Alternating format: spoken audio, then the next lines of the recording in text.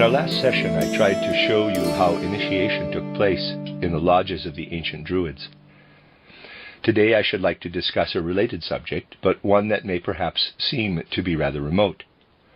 But from its depths, we will see how we are able, more and more, to gain an understanding of our human evolution. You have seen from my Friday lectures that the legends of different nations have a profound content, and that myths are an expression of deep esoteric truths. Today I should like to talk about one of the most interesting legends, a legend associated with the whole development of our fifth root race. At the same time, you will see how the esotericist can always go through three levels of understanding with regard to the world of myths and legends. Myths live initially in one nation or another and are received exoterically, externally, and literally. Then a disbelief in the literal interpretation sets in, and educated people try to find a symbolic meaning in the myths. But behind these two meanings, there are 5 other meanings, for every mythological legend has 7 meanings. The third one is where you are in a position to take the legend literally again in a certain sense, but you must first learn to understand the language in which the myth or legend is composed. I'd like to speak today about a legend that is not so easy to understand, the legend of Prometheus. You will find something about this in a chapter in the 2nd volume of titled The Secret Doctrine by H.P. Blavatsky, and we'll see what profound content is hidden in this legend. However, there are some things it is not always possible to say in printed writings. Today we will be able to go a little further than what is covered in titled The Secret Doctrine by H.P. Blavatsky. Prometheus is part of the mythology of Greece. He and his brother Epimetheus were the sons of a Titan, Iapetus. The Titans were themselves the sons of the oldest Greek gods, of Uranus and his wife Gaia. Translated into English, Uranus means heaven or sky, and Gaia means earth. I would like to stress that Uranus in Greek is the same as Varuna in India.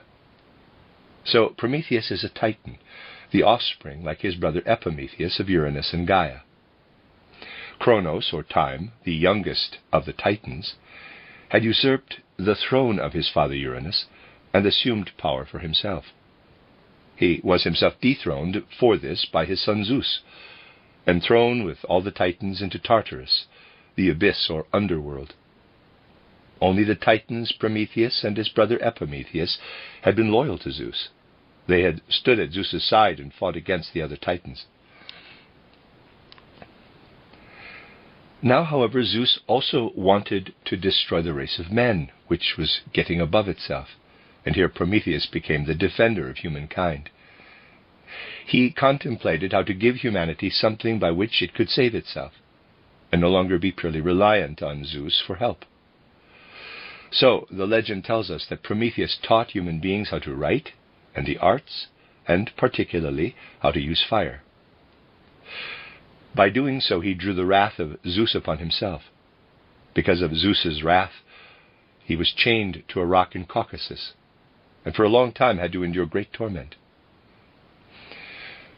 The legend goes on to tell us that the gods, with Zeus at their head, instructed Hephaestus, the god of blacksmiths, to make a statue of a woman.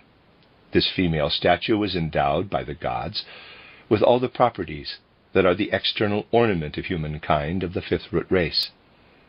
This female statue was Pandora. Zeus caused Pandora to bring harmful gifts to humanity, beginning with Prometheus' brother Epimetheus. Prometheus warned his brother against accepting these gifts, but Epimetheus let himself be talked into it, and accepted the gods' harmful gifts from Pandora. They were all scattered over mankind, and only one good gift was held back: hope. The other gifts were plagues, suffering for mankind. Only hope was kept back in Pandora's box. So Prometheus was chained to Caucasus, and a vulture gnawed constantly at his liver. He endured this. But he knows something that is the guarantee for his release. He knows a secret that even Zeus himself doesn't know, but wants to know. Prometheus doesn't betray the secret, even though Zeus sends Hermes, the messenger of the gods, to him.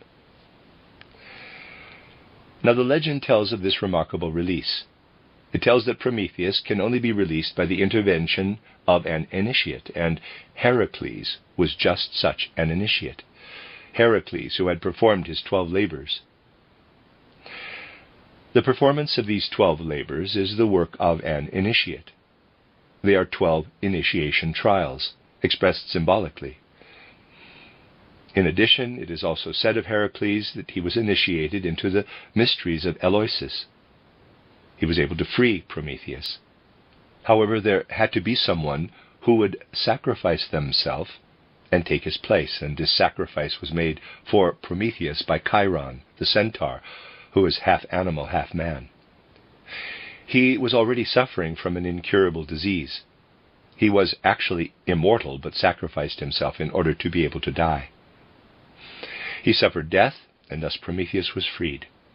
This is the outer structure of the Prometheus legend. This legend holds the whole history of the fifth root race, and mystery truths are truly contained in it. The legend was certainly told in Greece, but it was also depicted in the mystery centers, so that the student of the mysteries really saw before him the destiny of Prometheus. It was supposed to show him the past and future of the whole fifth root race. You will only be able to understand this if you bear something in mind. Anthropogenesis, becoming human in the sense that we have humans today, was first attained in the middle period of the Lemurian race. Humankind of that time was guided by great teachers and leaders whom we call, quote, sons of the fire mist, close quote. Humanity of the fifth root race is also guided today by great initiates, but our initiates are of a different kind from the leaders of humanity at that period. You now need to be clear about this difference. There is a great difference between the leaders of the two preceding root races and the leaders of our fifth root race. The leaders of those root races were also united in a lodge of the White Brotherhood. However, they had not undergone their previous development on our Earth planet, but in other arenas. They were already exalted, mature human beings when they descended to the Earth in order to teach humanity, which was still in its childhood, in its first stages of emergence, and to instruct it in the skills it needed. This period of pupillage lasted throughout the third, fourth, and even into the fifth root race. The fifth root race has its origin in a handful of people who were selected from the previous root race. They were nurtured and developed in the Gobi Desert, and then radiated out from there over the earth. The first leader to give this impulse to human evolution was one of the so-called Manus, the Manu of the fifth root race. This Manu was one of those leaders of humankind who had descended during the period of the third root race. He was one of those leaders who had not only undergone development on the earth, but who had brought their advanced maturity to the earth.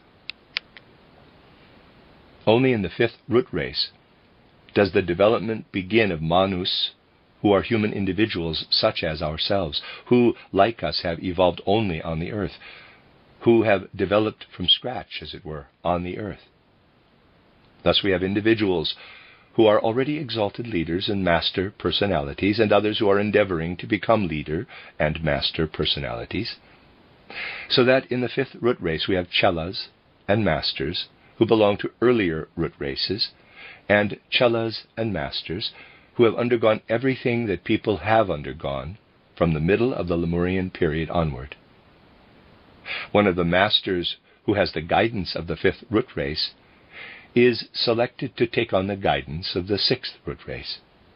The sixth root race will be the first one to be guided by a Manu who is an earthly brother.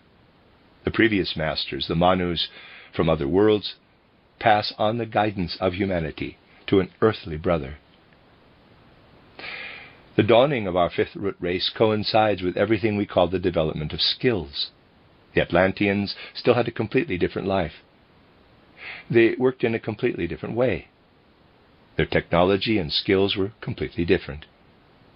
Only with our fifth root race do technology and craft develop in the sense that we understand them. The most significant discovery was the discovery of fire. Be quite clear about this for a moment. Just think how much our extensive technology, industry, and skills depend today on fire. I think technicians would agree with me when I say that without fire our entire technology would simply not be possible. So we can say, the discovery of fire was the fundamental discovery, the impulse for all the other discoveries. Along with this, we must realize that in the period in which the Prometheus myth emerged, in quotes, fire was understood to be everything associated with heat. The cause of lightning was understood in this way. The causes of all warmth and heat phenomena were summed up in the term fire. An awareness that humanity of the fifth root race was under the sign of fire was expressed initially in the Prometheus myth. And Prometheus is none other than the representative of the whole fifth root race. Epimetheus is his brother. Let's translate these two words. Prometheus in English means the forethinker, and Epimetheus means the after-thinker.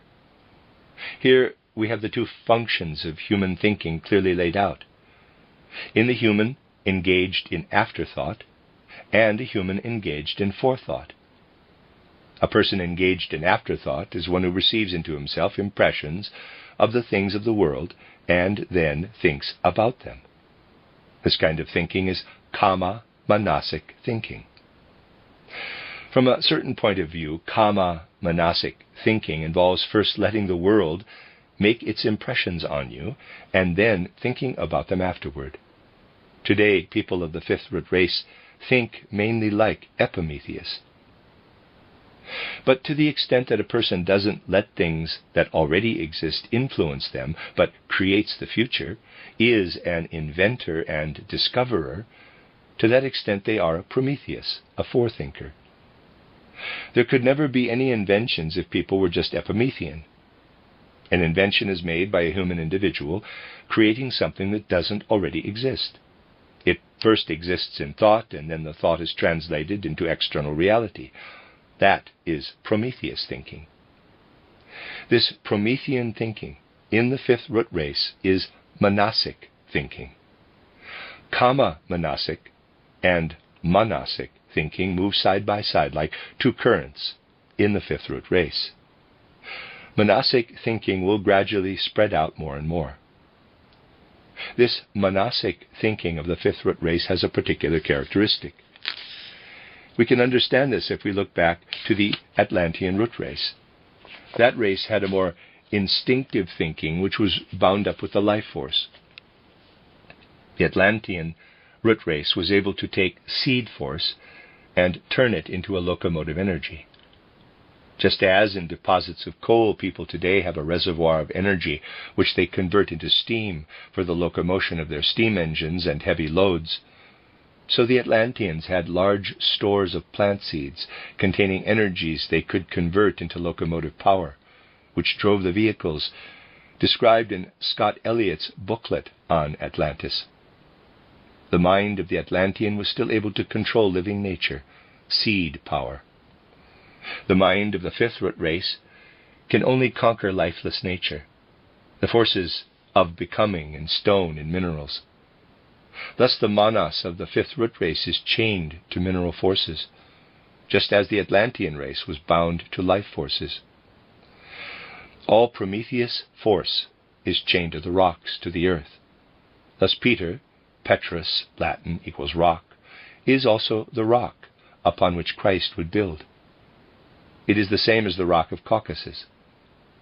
The human being of the fifth root race has to look for his development on the purely physical plane.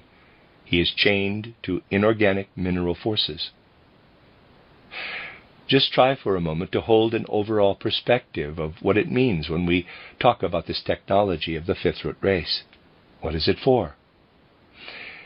If you take an overall perspective, you will see that no matter how great and stupendous the results are when intellectual forces, the manasic element, are applied to the inorganic mineral realm, In the final analysis, it is for human egotism, for personal human interests, that all these energies of fifth root race discoveries and inventions are used. Start with the first discovery and invention and go from there right up to the telephone, to our latest discoveries and inventions. And you will see that great and stupendous forces have been put to use for us through these inventions. But what purpose do they serve? What do we bring with our railways and steamships from distant lands? We bring food. Through the telephone we clamor for food. Fundamentally, it is human karma that demands these discoveries and inventions of the fifth root race. Looking at it quite objectively, this is what we have to realize. We then also see how the higher human being, which is transposed into matter, is indeed chained to matter during the fifth root race, because his karma demands satisfaction within matter. If you look at things esoterically, you will find that the human principles, that is, the human members of being, are related to very specific organs of the body. I will go into this subject more deeply later on, but today I will just mention which organs our 7 human principles are associated with. To begin with, we have the so-called physical principle. This has an occult association with the upper part of the human face, with the root of the nose. Human physical structure, which began at one time. Before this, the human being was just astral, and then structured himself into the physical, originated from this portion of the face. The physical body originated from this point and first structured the root of the nose. So esotericists recognize the root of the nose to be attributed to the actual physical mineral element. The second is prana, the body of the etheric double. Esoterically, this is associated with the liver. The liver has a certain occult relationship to prana. Then comes kama, the astral body. This developed its activity in the formation of the organs of nutrition, which are symbolized in the stomach. If the astral body did not have the very particular characteristics that it has in the human being, this human apparatus for nutrition with the stomach would not have the specific form it has today. If we look at the human being, firstly in his physical foundation, secondly in his etheric double body, and thirdly in his astral body, we have, as we can see, the foundation that is chained to what constitutes the mineral fetters of the fifth root race. Through the higher bodies, human beings raise themselves up from these fetters and ascend to a higher level. Kama manas works its way up once more. Human beings liberate themselves once more from the foundations provided purely by nature. Thus, there is an occult connection between kama manas and that by which the human being is raised up and cut free from its basis in nature. This occult connection is the one between lower manas and the so-called umbilical cord. If there were no kama manas in the human form, the embryo would not be cut free from the mother in the way it is. Passing on to higher manas, we find it is occultly associated in the same way with the heart and blood. Buddhi has an occult connection with the human larynx, with the pharynx and larynx. And Atma has an occult connection to something that is dispersed throughout the whole human being, namely to the Akasha contained within us. These are the 7 occult relationships. When we look at them, the most important ones to emphasize for our fifth root race are those with the etheric double body and kama. If we also bear in mind what I said earlier about the Atlanteans' control of prana, life force is what permeates the etheric double, we will be able to say that in a certain sense the Atlantean was at a lower level. His etheric double body still had the original relationship to all ethericity of the external world, and he was therefore able to control the prana of the external world. Because man has ascended one stage higher, the work has gone one level lower. This is a law, that when there is an ascent on one side, there must be a descent on the other. Whereas man previously worked out of prana on kama, we must now work out of kama onto the physical plane. You will now understand how profoundly the Prometheus myth symbolizes this connection. A vulture gnaws at Prometheus's liver. The vulture is a symbol of kama. It is actually really devouring the forces of the fifth root race. The vulture gnaws at man's liver, at this foundation. And thus this force of the fifth root race gnaws at people's actual life force, because man is chained to mineral nature, to the Petrus, to Caucasus. This is how man had to pay for his similarity to Prometheus. For this reason, man must conquer his own nature so that he is no longer chained to the mineral element, to Caucasus. Only those who emerge during the fifth root race as human initiates can bring liberation to fettered man. Hercules, a human initiate, had to get to Caucasus himself in order to free Prometheus. Thus the initiates will raise man from his fetters, and what is in decline must sacrifice itself. The human that is still connected with his animal nature must sacrifice himself, the centaur Chiron. Man of the past must be sacrificed. The sacrifice of the centaur is just as important for the evolution of the fifth root race as is its liberation by the initiates of the fifth root race. It is said that future prophecies were made for the people in the Greek mysteries. But what was understood by this was not some vague, abstract narrative of what was supposed to happen in the future, but an indication of the paths that conduct humanity into the future, what people have to do in order to develop into the future. And the human strength that had to be developed was portrayed in the great mystery drama of Prometheus. In the three successive generations of gods, Uranus, Kronos, and Zeus, we have to picture three successive guiding beings of man. Uranus means sky, and Gaia means earth. If we go back beyond the middle of the third root race, the Lemurian race, we do not find a humanity like the one we know today, but a humanity that, titled The Secret Doctrine, calls Adam Kadmon. This was a humanity that was still asexual, a humanity that previously did not belong to the earth, had not yet developed the organs for earthly sight, that still belonged to the Uranian element, to the sky. Man arose through the marriage of Uranus with Gaia, and descended into matter, and thus slipped simultaneously into time. Kronos, time, becomes the ruler of the second generation of gods, from the middle of the Lemurian period into the beginning of the Atlantean era. The guiding beings were symbolized by the Greeks initially as Uranus, later as Kronos, and then they passed over to Zeus. Zeus, however, is still one of the leaders who did not undergo their schooling on earth. He is still one who belongs to the immortals, as indeed all the Greek gods still belonged to the immortals. The task of mortal humanity during the fifth root race is to stand on its own feet. This humanity is represented by Prometheus. It was the first to introduce human arts and skills and the primordial skill of fire. Zeus is jealous of it because initiates of its own are growing in humanity who will take the leadership into their own hands in the sixth root race. But humanity must first pay for it.